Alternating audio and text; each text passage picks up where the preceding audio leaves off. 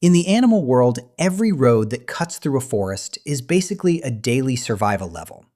Every year, countless wild animals are killed on roads around the world.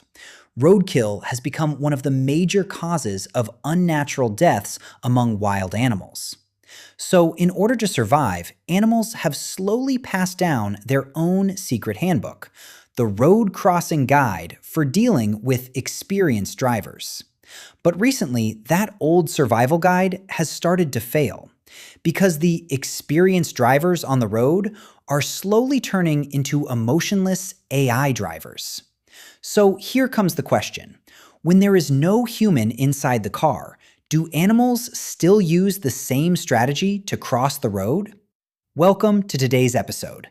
Do animals cross the road differently when facing human-driven cars and self-driving cars? Back in the golden age of human driving, animals were not simply avoiding cars. In a way, they were also reading people. This was a high-level game of risk, timing, and tiny behavioral signals. Animal behavior researchers have found that experienced road crossers, like gray squirrels, do not rely only on distance. They also pay attention to the rumble of the engine, the sound of the tires, and tiny changes in the vehicle's speed. If the sound is getting louder very quickly, danger is approaching. If the sound is fading, maybe this metal box is backing off. Maybe it is slowing down. More advanced players, like urban foxes and coyotes, may even pay attention to the driver's movements. When they hesitate at the side of the road, they may stare at the human behind the windshield. If the driver slows down, nods, or waves a hand, the animal may decode the message. Oh, this two-legged creature has seen me. It is willing to let me go first. That short-lived agreement between humans and animals was a special kind of roadside understanding in the age of human driving. Human drivers hesitate. They lift their foot off the gas. They suddenly step on the brake. And these tiny, imperfect, unpredictable movements are exactly the kind of living signals animals may be able to understand. But when self-driving cars arrive, this communication system begins to break down. The brain of the car is an algorithm. Its eyes are cameras and radar. It will not make eye contact with you, and it will not wave at you.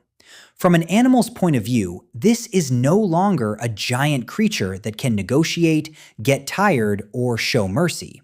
It is more like a moving stone, calm, silent, and a little terrifying. The signals it gives off are much weaker. There may be no obvious engine noise. Its acceleration is smooth like a physics formula. Even its braking is precise and quiet. You could think of this as a kind of signal ecosystem collapse. In simple terms, the Wi-Fi is down. The QR code cannot be scanned. So, which one is more dangerous? At first glance, self-driving cars never drive drunk, never get tired, and can react in milliseconds. They sound like guardian angels for animals. But the reality may not be that simple. Many small animals, such as hedgehogs, snakes, and frogs, do not defend themselves by running away at full speed. Their strategy is more like, if the enemy does not move, I do not move. Or they take advantage of a driver's hesitation to escape. When facing a human driver, even if that driver has road rage, at least the hesitation may create a small window for the animal to run away. But the perfect stop and perfect start of a self-driving car may create a new problem. The car stops too quietly.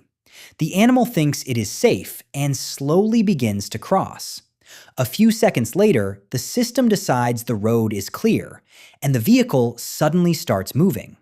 That sudden switch, with no obvious warning, can be very dangerous for animals. And there is another problem: recognition. Today, many self-driving vision systems are designed to prioritize humans, bicycles, cars, and large animals.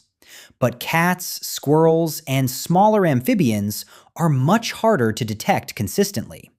They are small, they move suddenly, and sometimes their colors blend into the road surface. In the world of an algorithm, your fluffy squirrel tail may not look that different from a plastic bag blowing in the wind. From an animal behavior perspective, animals are not really trying to understand who is driving. They are judging a set of risk signals. For example, how fast the vehicle is approaching, how the sound is changing, how quickly the distance is shrinking, which direction the vehicle is moving, and how much time they need to reach safety. Researchers often describe these reactions using ideas like flight distance or risk assessment. In other words, animals are not reading traffic laws. They are using instinct and experience to estimate one thing. If I run now, do I still have time? The challenge brought by self-driving cars is not only that there is no human inside. It also includes quieter, low-speed electric vehicles, smoother braking, and external intentions that are harder for animals to read. On top of that, small animals are tiny, unpredictable, and often blend into the road. For an algorithm, detecting them and predicting their next move is much harder than recognizing humans, cars, or large animals. So if the old methods no longer work, will animals simply sit there and wait? Of course not. They are updating their road crossing strategies through painful experience. This is called behavioral plasticity. Urban raccoons may discover that some self-driving delivery robots stay still for a long time when parked on the side of the road. Suburban rabbits may gradually learn certain patterns before a vehicle starts moving. But this kind of experience is about as reliable as the stock market. Because once the car company pushes a remote software update, the vehicle's behavior may change.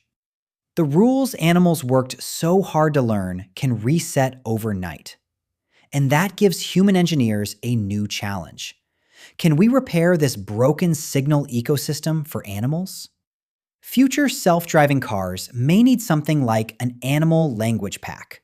Not a loud roar that scares animals away, but clear, stable signals that do not cause panic when the car detects an animal. For example, soft changes in light that mean, "I have seen you," or a specific sound frequency that tells nearby animals, "There is a car here, pay attention." Maybe cars even need to learn how to hesitate, just a little, to imitate the body language of a human driver at an intersection. Are you going first, or am I? That could give animals a clearer rhythm of interaction. So when animals face human-driven cars, they rely on sound, speed, motion changes, and a little bit of social intuition. But when they face self-driving cars, they are facing a silent and efficient algorithmic black hole. The strategies are not just different, they may be completely overturned. Roads are not only pathways for humans. They are also corridors that animals must cross with their lives on the line. Technology should not leave these neighbors confused in front of silent ghost cars. Hopefully, one day, when a squirrel stands by the road wondering whether to cross or not, it will not be facing a cold machine. It will be facing a friendly, intelligent system that knows how to communicate clearly. I see you. After all, any animal that survives on the road has to become a veteran at reading drivers. And now, they may need to pull an all-nighter to learn a brand new foreign language, AI language.